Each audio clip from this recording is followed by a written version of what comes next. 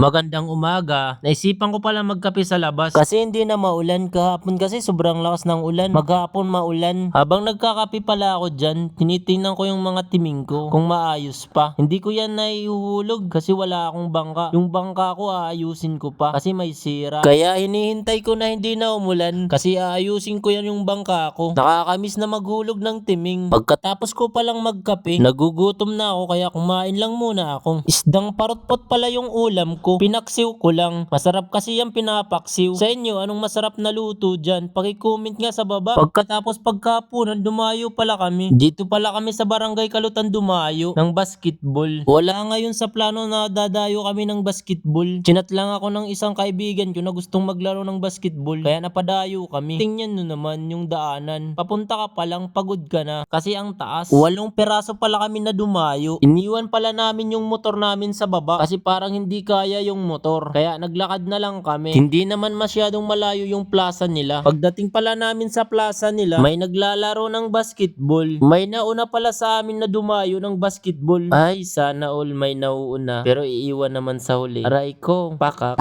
Ang ganda pala dito maglaro kasi tanaw mo yung dagat. Nagsimula na pala yung mga kasama ko maglaro. Hindi lang muna ako naglaro. Doon na lang ako maglalaro sa pangatlong laro namin. Ako lang muna yung taga-video namin. Fast forward. Nakatatlong laro pala kami. Lahat yun ay panalo namin. Ang swerte nga ng mga kasama ko. Lahat kasi ng tira nila pumapasok. Akala ko nga yung panalo namin i-snack namin. Hindi pala. Sabi ng mga kasama ko, ipunin daw lang muna natin kasi dadayo pa naman tayo. Para daw sa susunod, hindi na kami mag-ambagan sa pusta kasi may savings na kami. Kaya wala munang snack. Kaya kanya-kanya lang muna bumili ng snack. Kung ako lang, i-snack ko na lahat yun. Paminsan-minsan lang manalo eh. Kaya kung umabot ka hanggang dulo ng video na to, salamat.